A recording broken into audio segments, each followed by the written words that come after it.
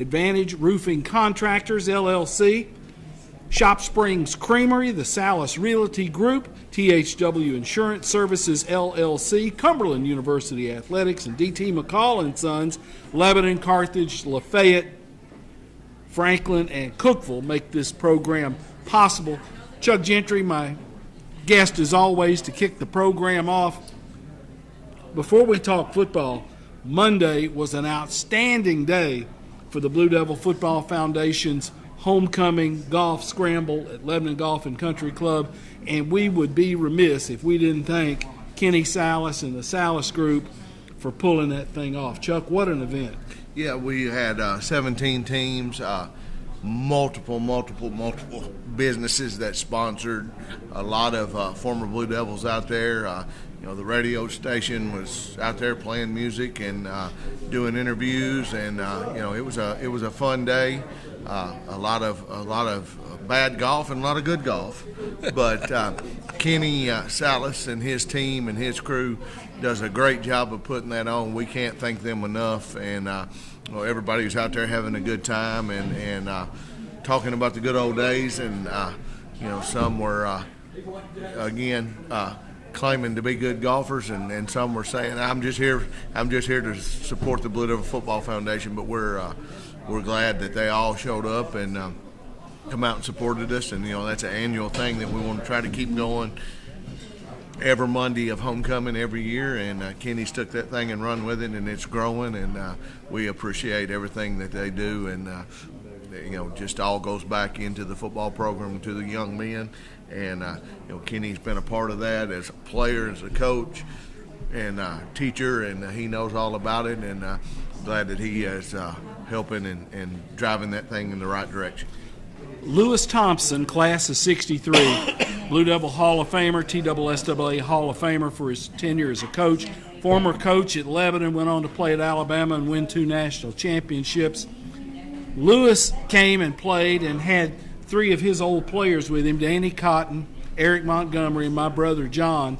And they didn't play very well. They got the prize for finishing last. But I can't imagine anybody having more fun and more stories being told than that group with Louis Thompson. Well, we sat and talked to Coach Thompson about 20 minutes before it started, and we were just talking and talking about the season and talking about Lebanon and Lincoln County and the good old days. And then he started telling stories, and I told my wife just the stories that he told made my day just to listen to it. And he said, "No, don't do the things that I did." He said, "You'll be on Channel 4." But he told us some good stories, and he was fortunate enough to play under Bear Bryant, and some of those stories. And back in the day, coaching was a little different, and the way you handled kids was a little different. But it was great to hear from him, talk to him, and he was up on your season. I mean, he has been keeping up with the success your football team is having. Mm-hmm. Yeah, he knew who we had played, the scores, and definitely that we're 5-0, and just wanting to know about Friday night and typical football coach talk. And then he said, "I'm not here for the golf. I'm here to see people." So, but it was a good opportunity. He met some of our staff and things, and he's a legend in my mind and in a lot of people's mind, and just glad that he's healthy enough, able enough, and wants to come back. Willing to come back, yeah. So good time spending time with him for sure. Let me run down the scoreboard real quick from Friday, September 19th. Friendship Christian defeated Clarksville Academy 42-26. Green Hill all over Gallatin 46-13. Nashville Christian 71, Mount Juliet Christian 6. Cookeville over Wilson Central 34-6. Wilson Central's first loss of the year. Watertown in a nail-biter 17-14 at White House Heritage. Jefferson County defeated Mount Juliet 27-21.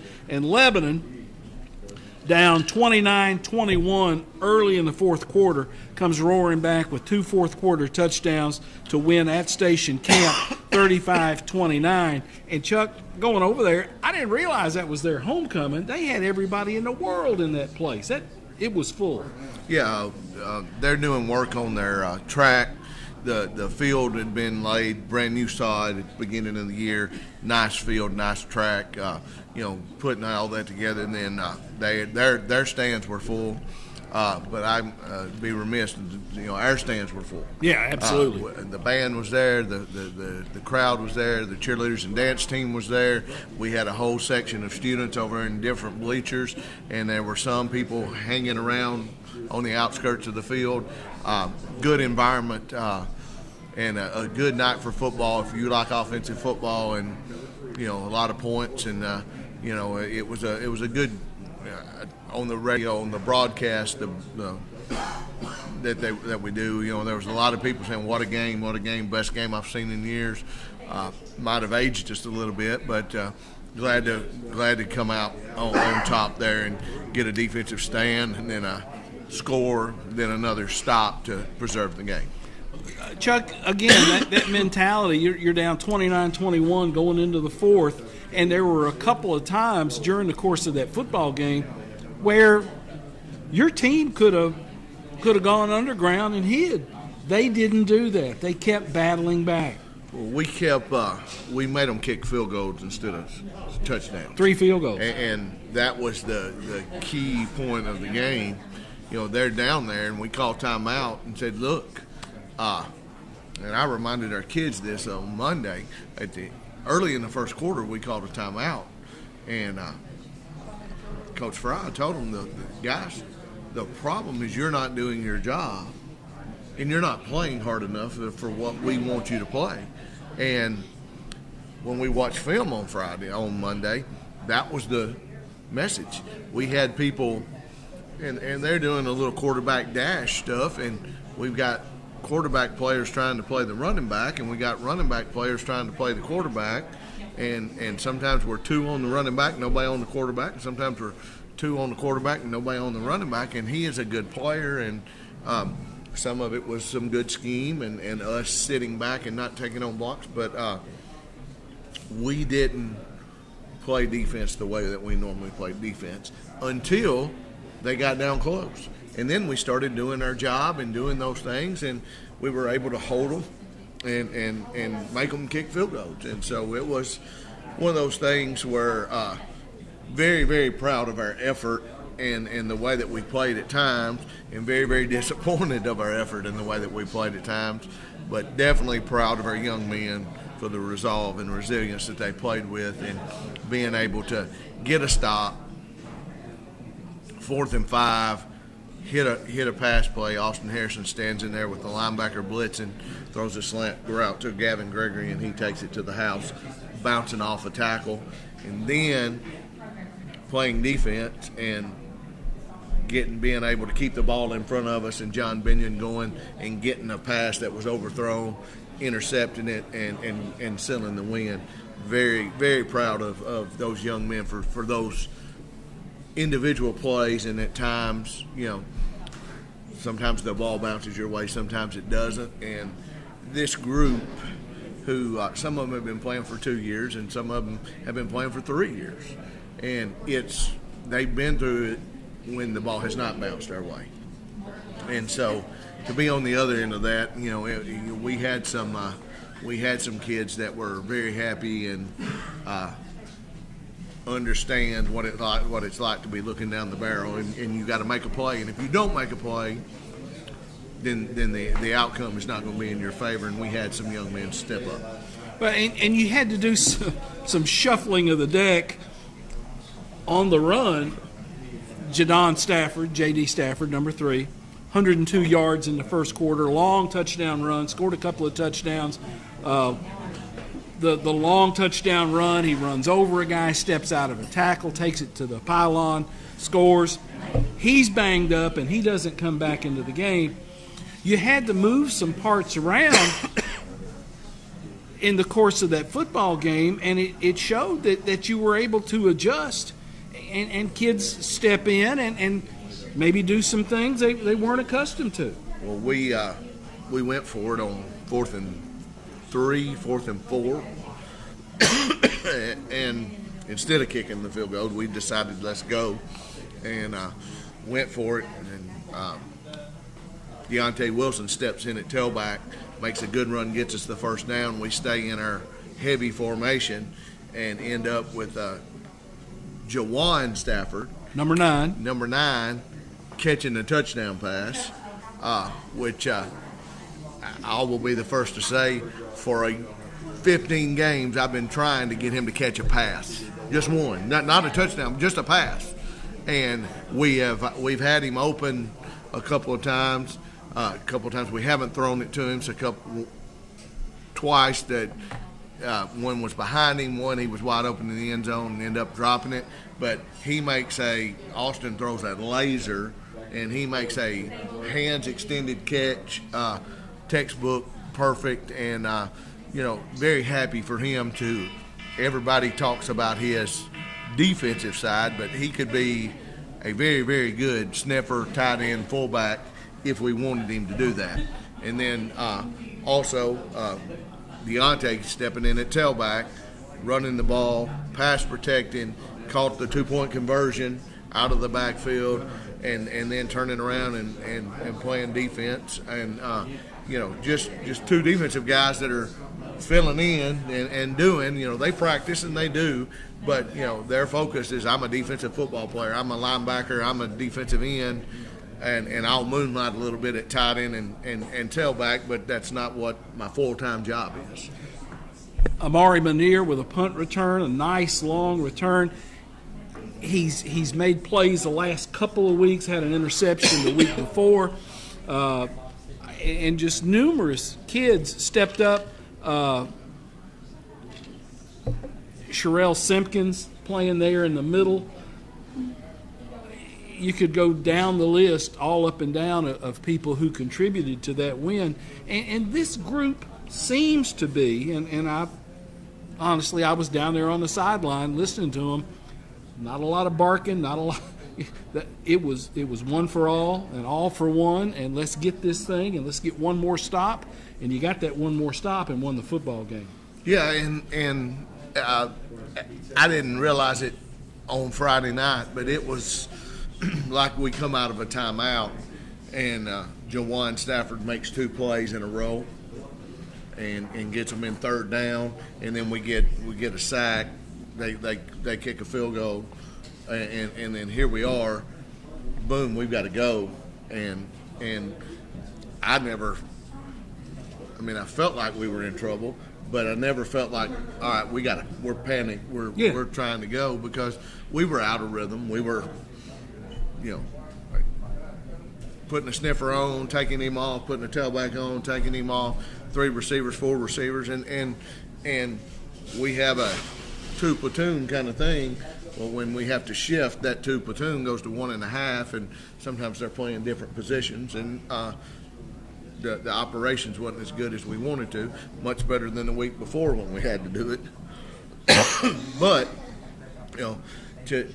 for them to rise to the occasion and do what they're supposed to do when they're supposed to do it, it was very satisfying for them to say, maybe what we started in November is paying off, because you've watched Lebanon football a long time. This is year 9 for me.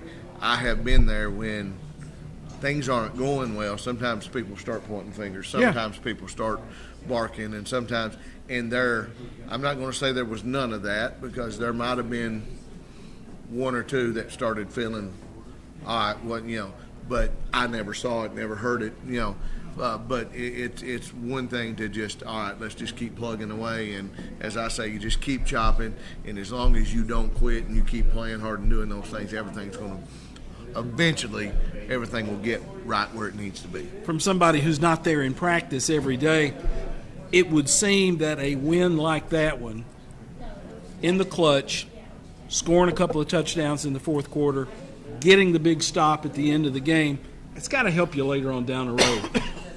You would think so. I had several people mention to me maybe the Nolensville game helped us in the Station Camp game. Maybe those 2 games will help us later. Well, I said Wilson Bank and Trust fed us last week, and Jeff Vault spoke to us. And he asked me, well, what do you think? And I said, well, adversity has not hit us yet. We've been up and haven't been backed in the corner yet. Yeah. And I don't know how we will respond. Well, I said after the game, we had 5 games worth of it in that one game with the stuff that was going on. And so we responded, and I was proud of that. And hopefully we can take things from that and lean on it at a later date. Hillsborough High comes in on Friday night at Tribble Field, Watkins Stadium. Lebanon High will celebrate homecoming 2025. Hillsborough out of Nashville. They're 2-2. They've won their last 2 games. And I got to looking at their coaching staff. Maurice Fitzpatrick is on that coaching staff, and that guy has won a lot of games in Nashville and has managed to corral a lot of good players. I know Hillsborough is going to have some talent on that sideline. Very talented. When you turn on the film, you're like, okay, let's hope they don't get him the ball in open space, or got a big tailback, and if he gets going, he's downhill. So we've got our work cut out for us. I tell our young men, no Friday night will we ever walk out on the field and somebody's going to look at us and say, uh-oh, Lebanon's here, and we're going to lay down. And Coach Brown does a good job. He's going to have his team prepared. They're going to come up here and they're going to look on it and say, hey, all right, they chose us for homecoming. Kind of new. Hillsborough's new. I've never played them, never. And so, they've got the green and the gold, the Michigan helmets and stuff, and a lot of tradition. Back when early in my coaching career, they were the 5A team. And so, they got players. They're going to come in and show up. Greg Abner's the defensive coordinator who used to be at Mount Juliet, so he's very familiar with us. Sure, he's got several films on us and knows a lot about us, and so they're going to line up and do a good job and play hard. And again, they've got players.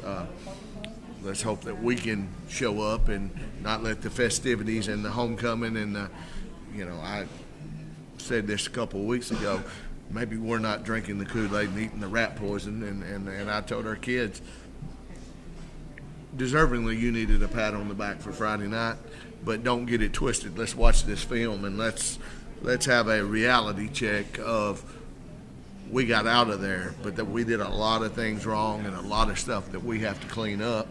And yesterday wasn't the best day of practice, and so today was much better. So hopefully we can get it on the right track, and it's our job to play football. The homecoming's going to go on. The homecoming is for the alumni to come back, for the students and the people but it's our job to play football. We're going to have a parade. It's going to start at 1:30 and go down Byers Dowdy and come around and come down Main Street and then Hartman. We're going to have a pep rally, all the things, but it's our job to line up and play football, and hopefully we can be focused enough, be mature enough to, I want them to be kids. I want them to ride the trailer and have fun and wave at their parents and take pictures and all the things that goes on, but I also want them we have a job to do, and that's play football. Let's go over some of the sponsors that have been so good to Lebanon football this week. Of course, Shop Springs Creamery, 2816 Sparta Pike, the official chocolate milk of Blue Devil football. This week's meal sponsors. And as it happened, Monday's freshman game had to be canceled, but Isaiah Douglas, class of 2022, provided a meal for those guys, and they got to eat, had a big time. Varsity meal coming up on Thursday. Rocky Valley Baptist Church, Jason Mull will handle the meal there. And then on Friday, Mayhem Mechanical, Kenny Dillon will be feeding the team. 3 really good meals for the kids this past earlier in the week and then to close out the week. 3 really good meals. One thing, Isaiah Douglas, Cumberland University football player, class of 22. Is that? Yeah, 22. Number 8. Mows yards in the summer, saves that money and wants to give back to Lebanon football. And he wasn't able to come. He, of course, had practice and stuff and things, but very special. I got to see him yesterday as they come over and practiced, but just means a lot that former players want to give back and come back and do that. And the freshmen, they figured out they didn't have a game, and so they ate.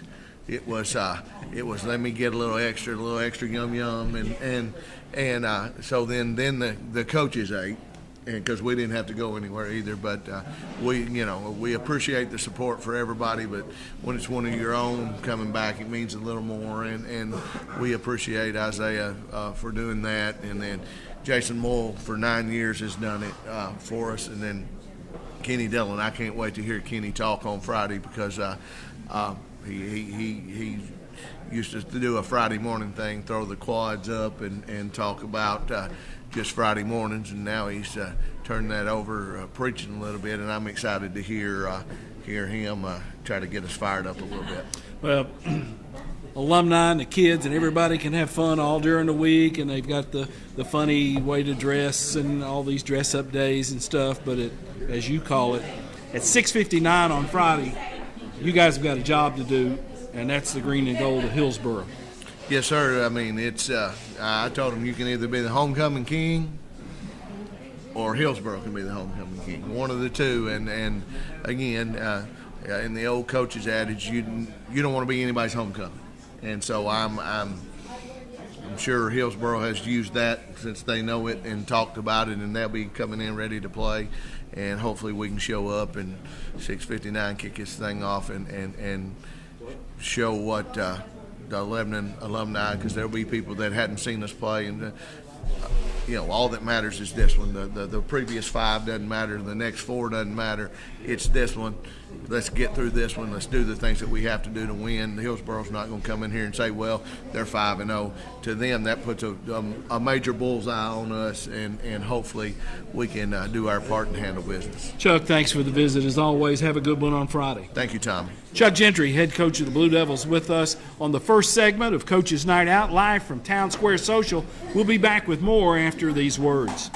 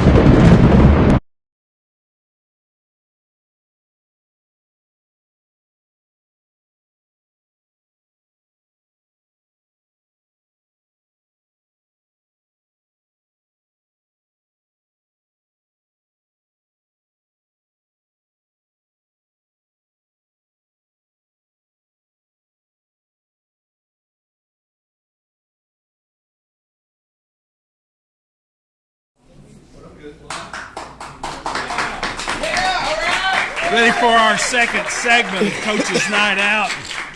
Here's a look at the schedule for this week. We've got 3 high school homecomings coming up. Hillsboro at Lebanon. Community will play at Watertown. That is a regional game. And then Clarksville Northeast at Mount Juliet. All 3 of those homecoming games. Friendship Christian on the road at Ezell Harding. Mount Juliet Christian travels to Donaldson Christian. That's a short trip. Green Hill at Cookeville for a regional game. And then Wilson Central travels to Nashville to take on John Overton. Tim Mathis, head coach at Cumberland University, with us. They will go to Florida Memorial in Winter Haven, Florida. No, Miami Gardens, somewhere down there. Last week, let's talk about last week just for a minute. Tim, your bunch got down 17-0 at one time and came roaring back and wins that one at Pikeville, 21-17. Not an easy place to get to, not an easy place to get a win. Talk about that a little bit, the mentality of your kids. You got down and came back and never quit fighting. Yeah, the good thing about it is there was never any doubt. The kids just thought they were going to win the game, and we just I don't know struggle. We just didn't get going. We had 2 great drives. We just didn't get any points out of either one of them, and gave up the opening score, and then we had a block punt that gave up points, but we held them to a field goal with that, and which is like a win right there. An absolute win. You give win. up a mistake in the kicking game, and come out second half, and they score on us immediately, and then soon after we hit a long pass for a touchdown. It's like, I think people overlook momentum, and that momentum swing right there, we just grabbed it and we held on to it, and the kids just, they saw blood in the water and they went after it. People talk about halftime adjustments and things like that. You don't have a lot of time at halftime. A lot of the adjustments are going on when the offense comes off the field and they get with their coaches, or the defensive unit comes off and they get with their coaches. That's where the adjustments really come in, because you've practiced all week to do A, B, and C. Yeah, and it was more, for us, it was more execution on our point offensively, that we just weren't executing properly. We were missing some reads, and let's say that by reads in the blocking, running backs missing the hole that they're supposed to hit in, missing the reads, throws on. They really weren't just stopping us. We were stopping ourselves, and so once you get that adjusted, we were just clicking. What I'm most proud about that game is talking about just a complete team effort. Was we scored an offensive touchdown, we scored a defensive touchdown, we scored a special teams touchdown. So every phase of the game we scored points in it. But saying that, our defense played unbelievable. They played lights out. It was, I would love to go back and just look. I don't know. Corey's a really good friend of mine, the head coach at Pikeville, and I don't know the last time he hasn't had a passing touchdown. It's probably 3 or 4 years since they didn't throw a touchdown pass on us, which is a huge. That's what they do. That's who they are, and we didn't give up a pass for a touchdown in that game, which is a big deal. And again, you had individuals. You had the special teams player of the week in the conference. You had the defensive player of the week in the conference. Individuals stepping up and making plays for you. Yeah, and that's what you got to do when the team's struggling. One person can pull the whole team back, and I think that's what happened. We hit the long pass, but when Tyreek Boyd blocked that punt, the game was over. We had. Did you have a block on, or did he bust through? Right. Yeah, he was coming off the edge. Okay. And most people are going. This is one thing about most people say you can't block it from the edge on especially on a punt, but he can scoot. He can really, really fly, and if you watch it, it's teaching tape on how you block a punt too. It was unbelievable. How quick he got there, and how they didn't have time to react to him, and then Cannon Johnson, it's his second scoop and score on a special teams play, and it's just he just being at the right place. If you go full speed, good things are going to happen. Well, we talked about him a little bit last week because he's a guy who's always around the football. Period, and that's it's the second defensive player of the week honor, and then I think he got the Tennessee Riders player of the week, which is it's really a huge deal, because that's with University of Tennessee, Vanderbilt, Memphis, all of them, and he's the defensive player of the week in our state. So that's a huge deal, and it's a credit to him, because he's such a, like I said, if we had 30 cannons on that field, man, you better watch out. you play two quarterbacks by design, and it turns out that kind of helped you because one of them got hurt, the other one got the chance to finish it up. Yeah, and that's part of that. You feel comfortable with both of them in the game, but then, like you said, something like that happens, that other one just gets the rest of all the reps because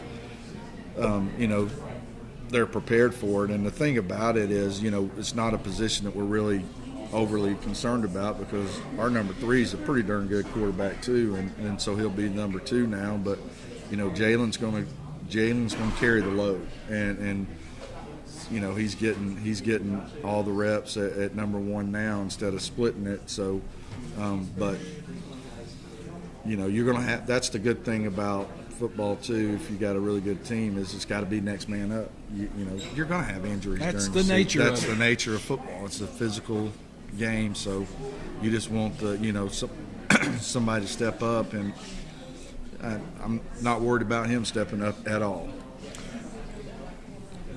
You've got a trip to Florida coming up, Florida Memorial. We'll talk logistics in just a minute, but Florida Memorial hasn't been able to play. Yeah. Talk about that a little bit. I really don't know why it is, but they've had 2 off weeks, 2 bye weeks. I'm sure one of them was in there, and they must have not have been able to find another game or whatever. But I would personally, as a coach, I wouldn't like that whatsoever. Right. But it is what it is for them. So it's kind of a double-edged sword. You're either going to get somebody that's damn sure prepared for us, or they're going to be rusty. And I guess we'll find that out in a hurry. But it can't be a good scenario to not be doing it, not be playing a game for 2 straight weeks. Now, what's their record? They've played a couple. They've played 2. Been off 2. So they've played Reinhardt, who we played the first game, and then they played Clark Atlanta. And the Clark Atlanta game was a rain-shortened game. I think they only played 8-minute quarters instead of the 15-minute because of rain, and I think they had to make a flight or something, so they had to cut it short. So they really hadn't played 2 full games, honestly, but they're athletic as all get out. Being from South Florida, they've got tons and tons of athletes. It's just we got to be disciplined and do our job, and we should be okay. From what you've seen on the film, offensively, defensively, what does Florida Memorial want to do? Defensively, they're a 4-down team, and they play a lot of man coverage, but have given up a lot of big plays. They're not very eye disciplined on the back end of their defense. So we ought to be able to take advantage of that. Our biggest thing in the last couple of weeks, we've had a bunch of shot plays. We've hit a couple of them, but we've missed 7 or 8 of them. But there's opportunities for those. There'll be a bunch of opportunities for those plays, and they're just not very eye disciplined. So counters and different things will really help us. And then offensively, they try to out athlete you. Luckily, they don't have the running back they had last year. So he was a different animal, but they got a decent running back again this year. But they're just a spread team that tries to out athlete you. If they're playing a lot of man, the opportunity is there for somebody to make a play in a running game because their backs are turned. Right, and that's where the big play opportunity is going to happen, because if your eyes in the backfield watching Jalen or Jacob run the ball, you're not going to be guarding your man, and so that happens a good bit. So that's where those opportunities are going to be, because if they play man, they're taking those guys out of run fits as well. But their eye discipline, sometimes they're staring in the backfield instead of staying on their man. Logistically, talk about this trip, because there have been times when Cumberland has gone the overland, pack a bag and let's go. You're flying down there. Talk about logistics. What's going on with the trip? We're flying Southwest down there on Friday evening, and it ends up with how we're doing it. It's about the same price as it would be for doing the buses, and we'd be leaving tomorrow and just being in a bus for 3 or 4 straight days is not. It's not very fun, but the logistics of this started back in December. I can't remember, December, January. It's when we booked the flights, and just this morning I finally got all the names that are supposed to be on there. It's been I believe I could be a travel agent now of doing that. It's been a headache, because we're not Tennessee or Memphis or any of those, so it's it's us doing it. And this isn't a charter. This is a regular commercial flight, so they've all got to go through TSA. Right. We've got 80 seats on a Southwestern flight, so it's something. Some of our kids have never flown before, so it's the first time and it's going, like you said, going through TSA we're going to be herding 80 cats around, and I'll be ready. I'm glad next week's a bye week, because I might just get curled up in a corner and sit there for 4 hours by myself. Now, your equipment, you're trucking that down there, right? Yes, we're driving. So, two of the coaches are driving that down there. Going to go tomorrow, stay down in South Georgia tomorrow night, and then get up Friday and drive that. So all that stuff, we're not checking any bags on. It's just going to be carry-on stuff, so all that'll be down there. So, it'll be okay. It's not okay, whoever got the low straw of having to drive that truck, but it's good for all of us. We're not flying back till Sunday either. So, okay, whether the biggest problem in playing in Florida that somewhere I've kept stressing to our guys is they'll come up here in August and July, and they're like, man, this humidity's bad. They don't have a clue. Until you've been in South Georgia, Florida, around the coast, where it's 75, 80, 90% humidity, that's going to be a challenge. How we handle that's going to be a huge factor in the game. And so, that's one of the biggest things of us keeping them hydrated and fighting through that, because it's going to be a mental challenge. The biggest thing for us is the mental challenge of getting through all the heat stuff. Nobody's used to that. We got one player that's used to it, and that's Big Z, Woodens, Pierre Lewis. He's from Miami, so he's getting to go home to play. But he's the only one that we've got a couple of guys from South Georgia that are used to that heat, humidity. But until you've done it, it's a different animal. And you got to hydrate like you haven't hydrated before. And I guess from a game point of view, playing in South Florida, you got to be prepared for rain. Rain delays. It could rain at any moment. And that's why we're flying back Sunday, is because, we're not taking that chance of, do you miss your flight or whatever. It's, we'll play. If we end up not getting to play to 7 or 8 at night, we're going to play the game and get that in. But chances are it's going to rain at some point in that game. And that's the nature of being in South Florida. And game starting at 1 o'clock is there's going to be an afternoon shower. That's you wait around in South Florida long enough, you're going to get wet. So you've got to be prepared for it. You got to have a lot of towels and be ready to play in the. Is it artificial surface or natural? It is. It is artificial surface. So we're going to be playing 3 blocks from hell probably, as far as the heat goes with that. But it's it's an important game because of the heat and all that. And it's a non-conference game for us. Getting in the playoffs and all that is they're in our arc, so we've got to do well, and we've got to show that. We've got to somebody. I don't know who we got to impress or whatever, but the voters are not taking us very serious in the polls or what have you. But we'll control our destiny, and it's a good. In a way, it's a good thing for us because our kids it's a chip on their shoulder. We're not getting any respect. Our only loss is to a team that's ranked 11th in the FCS. Probably has the best quarterback in the country, and that's not for whatever reason, it's not a factor to some guys. We've played 2 teams that Lindsay's played. We beat them worse than but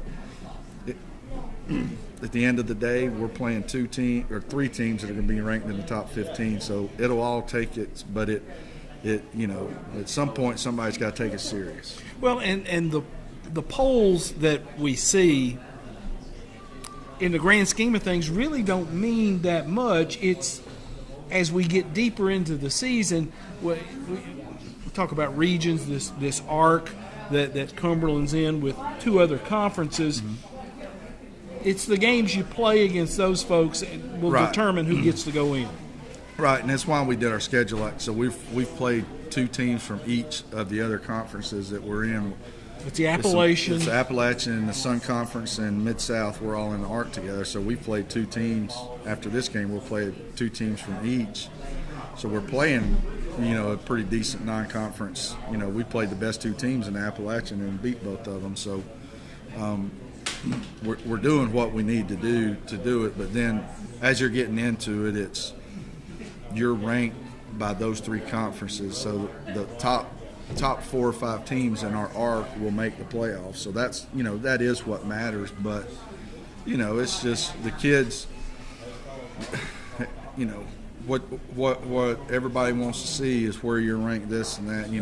We're not in the Midwest. We're not out west. We don't play Pocatello, Idaho School for the Blind 4 times and beat them 70-2 and think we're really good. We play tough competition here. We're probably in the best conference top to bottom, and it's frustrating sometimes just because we know we got a good team, but we're just going to go out and show it.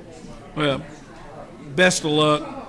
The trip is one thing, but I figure you guys will get that handled and take care of business when you get down to Florida Memorial on Saturday.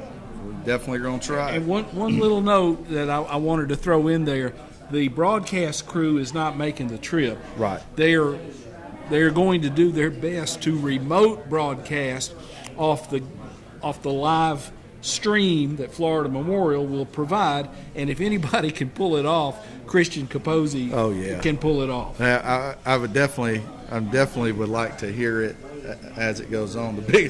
My biggest fear for them is if the feed goes out. I guess I could call them on my phone and hold the phone up and let them hear what's going on. But that'll be interesting, and I'm glad they're doing it though. That's pretty neat that they would do that. Well, Tim, best of luck. Have a good game. Travel safe, okay? Thank you. Go Phoenix. Tim Mathis, head coach at Cumberland University, with us. Stay tuned for more right here on Coach's Night Out.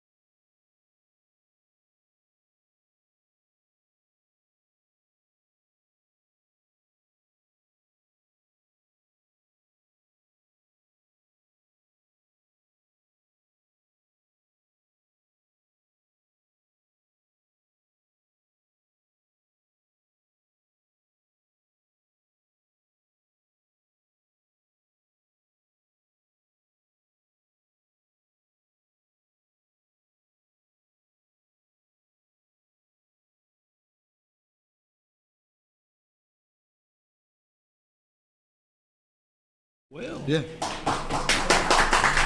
hey, thanks for staying with us. Tommy Bryan, I'm your host. Coach's Night Out is the show. Town Square Social on Lebanon's Public Square is the venue. Wilson County's only rooftop bar. Our sponsors, as always, Advantage Roofing Contractors, LLC, Shop Springs Creamery, the Salas Realty Group, THW Insurance Services, LLC, Cumberland University Athletics, and DT McCall and Sons. Let me run through our schedule for Friday night football coming up on September 26th. Hillsborough at Lebanon, Community at Watertown, Northeast at Mount Juliet. All three of those are homecoming games. Friendship Christian travels to Ezel Hardy, Mount Juliet Christian at DCA, Green Hill at Cookeville, Wilson Central at John Overton. And as we talked about in the previous segment, Cumberland flies to Florida Memorial to play on Saturday afternoon. Last week's results, Friendship Christian knocks off Clarksville Academy 42-6. Green Hill over Gallatin 46-13. Nashville Christian defeats Mount Juliet Christian Academy 71-6. Cookeville hands Wilson Central their first loss of the year 34-6. Lebanon defeats Station Camp 35-29. Jefferson County downs Mount Juliet 27-6. And in a really outstanding game, Watertown, coached by Gavin Webster, knocks off White House Heritage by a score of 17-14. That game, Gavin, was back and forth. You score to go ahead with 1:09 to go in the game to finally take the lead and kind of put yourself in control. And then White House Heritage tries a late, long field goal to try to tie the thing up. They don't get it, and you come out of there with a win, a really good win for your kids. Yeah, yeah, Tom. It was a great win, great team win, great team effort by everybody, coaches, players, everybody. You're down 14-10 with about 7:30 to go in the football game in that fourth quarter. Talk about how your kids kind of rallied back and you got a touchdown with 1:09 to go in the game. Well, we had squandered at least one opportunity there in the first half. Got it down and threw an interception there in the end zone. Just not a great call by us by any means, but you get down there inside the 5 and you want to come away with points. Yeah. And so we come away with no points there, so that was one. And we only had 3 possessions. They were really doing a good job of milking the clock. So we only had 3 offensive possessions the first half. And we had that one, another one, we got down, I think, inside the 20 or 25 and got a big penalty there. So that that hurt that drive and got us fighting, behind the chains and everything. And then right before half, we drove it down and had to settle for a field goal. So, 3 possessions there, first half. And then in that second half, I think we had 4 possessions and scored 2 of the 4. So, it was just we come back out the second half and got the opening kickoff, wound up turning it over on downs, and then they got the ball. They turned it. I can't remember if we got that's a possession, we got an interception, or anyway, we got the ball back, took it down and scored, went up on them 10-7. Then they come back and scored pretty quick, 5 or 6 plays, and went up on us 14-10. And then, like I said, we got the ball back with 7 minutes left. Yeah. And chewed the time up and scored with a little over a minute left. Given the fact that you had so few possessions in that game, it made every possession important. You kind of knew that could be your last shot at getting that touchdown, right? Oh, yeah, we knew it probably would be, where they were milking the clock and everything. So, the kids fought. We had a great fan support there that night. The kids fought hard, made plays, defense. They bowed their neck several times, had come up with some big sacks other night, because they threw it predominantly most of the night, So, but just a great team win. Well, and you needed one like that. You've had some early in the season that didn't go your way, and this one can have some carryover for you, you would think. Oh, yeah, got some momentum there. Anytime you get a big win like that on the road at that, And White House Heritage is a good football team. Oh, yeah, we beat a good football team. There's nothing, nothing wrong. They're not someone to overlook. Yeah. They're going to win a lot of games the rest of the year. So they got a good football program. Coach Murray does a great job. Got some talented athletes, and to go there Friday night, to get a win, come away with a win, great. How were your kids after the game? Did they get the fact that, hey, this was a big one? Yeah, they did. They was ecstatic. They were. The kids, like I said, we got a great bunch of young men, and they play for one another. They fight for one another. Of course, we preach it all the time. You gotta love one another, and you gotta play for one another. So they were excited. Well, and defensively, holding them to a couple of scores. I know Brad Debman on your staff has been doing a lot on the defensive side of the football. He knows what he's doing over there. He's done it before. Yeah, our defensive staff, with Coach Dedman and Coach Jennings, they both do a great job getting our kids in the right position to make plays and defending the opponent. So both of those guys work together very closely, and they do an outstanding job. And you kicked a field goal there that you wound up needing. Talk about your special teams play a little bit. Oh, we had I'm very, very proud of our special teams play. Like I said, our kicker, Brody Osborne, hit that field goal there. We score that last touchdown, and people may not think how important extra points are. But, we get that extra point, that puts us up to 3, say you miss it and they go down and kick a field goal and win it. So that's big. We had some big kickoff returns other night that set up good field position.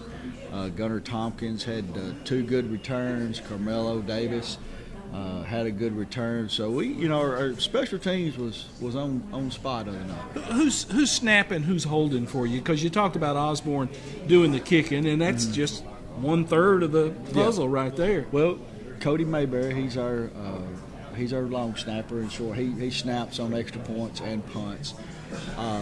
Then Gunnar Tompkins, he holds on PATs. So Brody's a kicker. And it's a 3-way deal. They've all got to be working together. Yeah, you all got to work together on that, because if one's off, it just kind of blows everything up. You got homecoming coming up with community. They come to your place Friday night for a 7 o'clock kickoff at Robinson Stadium. And I talked this with Chuck, is that alumni and kids, and they have the dress up and they have the pep rallies and parades and all that kind of stuff. But for the football team, the party is at 7 o'clock on Friday night. That's what everybody wants to see, is that football game. Yeah, it is, and homecoming is good.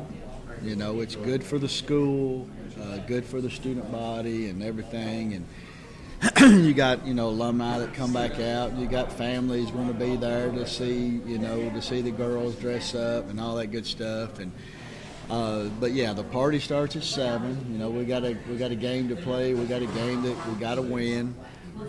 But it's just homecoming is fun week. It's supposed to be a fun week, and Friday. Not going to be there. It's going to be crazy at Wartown High School Friday with everything got going on. You got the homecoming parade and activities going on, most of the day. So, we got to settle down, and it comes game time and get that win. Community, you've seen them on film. What do you expect from those guys? Well, they're going to give us a lot. They do a lot of double wing stuff. Defensively. Well, that's offensively. Defensively. It looks like they're in some type of 3-3, defensively, but, they get after it. They got some good-sized boys, and they get after it. They just unfortunately hadn't won a game yet, and they seem like they're getting better, but, that's one thing when you play somebody that hasn't won a game. You got to keep your kids grounded, because you don't want to be that first person. And so we've talked about that this week. You know, you got to prepare for these guys like they've won every game. You know, because you know how teenagers are. You know, they tend to overlook stuff. Oh, you know, and they see film. And they see film and they look in records and things like that. You got to keep them grounded. You got to, you know, we've coached as hard this week as we have all the other 5 weeks. So we're not going to let them up. And I told them that last Friday night. You know, I said, you know, we're gonna keep coaching you hard, and we're going to make corrections, and you gotta be all in and not get your feelings hurt. We don't mean nothing by it, but we're going to coach you hard. Does getting off to a good start against a team that has struggled, kind of hopefully showing them that you mean business, getting off to that good start, is that a big deal? I think so. Yeah, there's nothing more. You don't want to come out and, you know, play bad. You know, that's why I told them that other day. I said, you know, you go out there Friday night, you know, we got to mean business, you know, because to me there's something about you want to get a good win. You know, if you're supposed to beat them, well, let's beat them and let's move on to next week. But there's nothing worse than, and to me, is having a bad win. And it's like you said, you know, getting off to a bad start, you know, making mistakes you shouldn't make, you know. That tells me you're not focused and you're not prepared. So hopefully we've had a pretty good week of practice. Hopefully they'll be grounded and they'll come out and step on that field Friday night and be ready to go. And really what it boils down to, it's about Watertown doing Watertown stuff. Yeah, we can't worry about what community does. Yeah, it's about Watertown, taking care of Watertown, you know. Everybody's got a job to do, you know, even, you know, whether you're offensively, defensively, even the guys on the sideline, you know, special teams, you know, everybody has a job. So everybody's got to do their job. Everybody does their job and keeps their head on straight, we'll be fine. Well, and the offense that Watertown has run, you're going to do what you do against any kind of defense out there. You've got certain things that have worked for you in the past, and you're going to keep doing those. Yeah, we are. We're not going to change anything. We're going to keep doing, you know, what we've always done, you know, and it's all about execution, you know, on offense. And we got to execute, and we got to protect the ball, and, you know, you playmakers, you got to make plays. How have you been penalty-wise? We, you know, I don't know. We had a few personal fouls the other night that were kind of subjective. You know, I think we got called once on a hitting a defensive player, which I thought was kind of subjective there. You know, he went up. It was kind of a bam deal, but that, you know, I get it. It's kind of a judgment call, you know. But we're not. You know, the kids are playing aggressive, you know. And some of that's going to happen. Yeah, it's going to happen. So I just don't go overboard on it, you know. And we talk about it, and we try to coach it up. Hey, you probably should have done this a little better, you know. The ones you don't want is when you run your mouth and all that. And we don't. And pre-snap and not getting lined up right. Yeah, we don't, you know. The ones we're getting is, you know, kids playing hard and, you know, it's just aggressive playing, you know, and we're going to be aggressive, and our kids are going to play hard, and we're not going out there to cheap shot anybody or anything like that. But kids are going to play hard. Well, it sounds like you like this bunch, that you like coaching this bunch. I do. This, you know, they have grown on me a whole lot. You know, we did start off slow there the first 2 weeks. We talked about that. You know, we probably had, I think, 5 turnovers between the first 2 games and had inopportune penalties where we're shooting ourselves in the foot, and we kept preaching and preaching, hey, you clean this stuff up, the wins will come. Because, you know, you look at both of those games and, you know, if we didn't have some of that stuff, we might come away with 2 wins or maybe at least 1 win. Yeah. But we didn't. We took 2 on the chin. We had to regroup, you know, come back and beat DeKalb at that week 3, and then beat Giles, and then got a big win at White House Heritage last week. So they're coachable. They're fun to coach, and, you know, got to put up with a few things. They're characters sometimes, but they're a lot of fun to be around. Hey, thanks for the visit as always. Hey, Good win last week, Thank and you. go get community on Friday night. All right, thank you, Tommy. Gavin Webster, head coach at Watertown, with us as we close out our show here at Town Square Social. This reminder, you can go to a YouTube channel at Live OAG Pro. That's on YouTube, so you've got the YouTube at Live OAG Pro in addition to Blue Devil Broadcasting, and then we will share it all over the social media once I get back to the house tonight and work on the computer a little bit. For everybody here at Town Square Social, for the guys behind the camera, I'm Tommy Bryan. I will talk to you later.